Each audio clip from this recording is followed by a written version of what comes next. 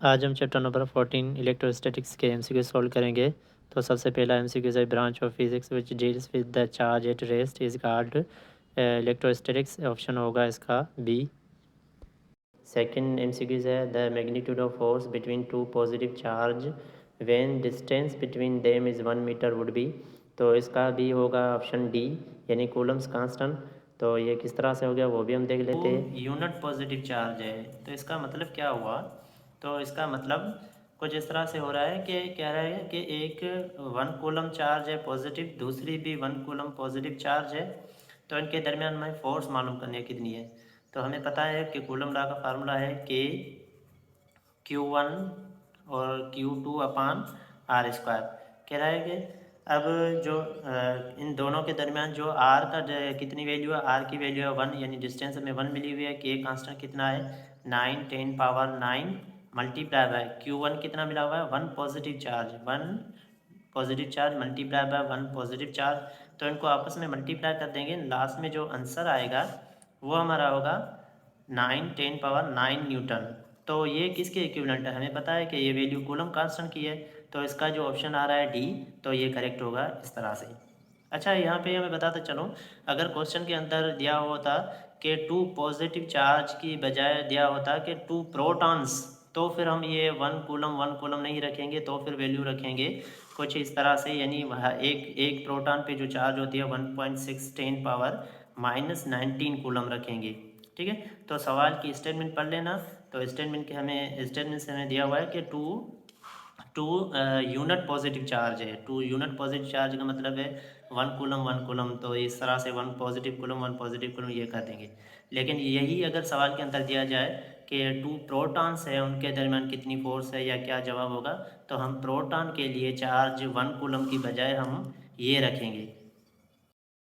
उसके बाद है MCQ number 3, the Coulomb's law most closely resemble with. तो कूलम्स लॉ की रिजेंबल यानी मुशाबत किससे हम देते हैं, वो है ऑप्शन इसका बी, यानी Newton's law of gravitation. Coulomb's law जो रिजेंबल है वो ग्रेविटेशन लॉ से है, कुछ इस तरह से देख लीजिए। सेम है, यहाँ पे सिर्फ फ़र्क ये है कि ये जो फोर्स है 2 चार्जेस के दरमियान है, यहाँ पे ये जो ग्रेविटेशनल फोर्स है 2 मासेस के दरमियान है। एमसीक्यू नंबर 4 है, if electrostatic force between 2 electrons is F newton, then the electrostatic force between 2 proton at same distance क्या होगा। तो इसका भी ऑप्शन होगा ए डी, यानी एफ फोर्स सेम ही रहेगी। ये भी कैसे होगी इस इक्वेशन के देखते हैं। अच्छा, क्वेश्चन नंबर जो 4 का मतलब मैं यहाँ बताता चलूँ कि क्वेश्चन नंबर 4 कह रहा है कि 2 प्रोटॉन के दरमियान जो फोर्स लग रही है वो एफ न्यूटन लग रही है। तो बताओ कि 2 प्रोटॉन के लिए कितनी फोर्स लगेगी। तो हम इस फार्मूले की मदद से देख सकते हैं कि कूलम्स लॉ का जो फार्मूला है वहाँ पे charge 1 charge 2 upon R square. तो इस तरह से ये कह रहा है कि हमें चार्जेस के बिहेवियर के बारे में कूलम्स ने बताया था कि 2 अपोजिट चार्जेस एक दूसरे को क्या करेंगे, अट्रैक्ट करेंगे, और 2 अलग अलग सेम चार्जेस क्या करेंगे, एक दूसरे को रिपेल करेंगे। तो यहाँ पे इलेक्ट्रॉन हो या प्रोटॉन हो, अगर इलेक्ट्रॉन यहाँ पे रख देते हैं तो भी फोर्स हमें वही लगेगी, यानी फोर्स रिपेलियन लगेगी सेम। अगर दोनों यहाँ चार्जेस की जगह के दोनों प्रोटॉन रख दें तो भी वही सेम फोर्स लगेगी, फोर्स ऑफ रिपेलियन। तो यहाँ पे अगर 2 इलेक्ट्रॉन के दरमियान फोर्स एफ न्यूटन लग रही है तो प्रोटॉन के लिए भी एफ न्यूटन ही लगेगी। उसके बाद एमसीक्यू नंबर है 5, the direction of electric force and electric field intensity, ये दोनों ही आपस में पैरेलल होती है, पैरेलल ईच अदर, यानी इसका ऑप्शन होगा ए। तो क्वेश्चन नंबर 6 है, work done on unit charge against electrical field intensity is called, इसका ऑप्शन होगा सी, इलेक्ट्रिक पोटेंशियल।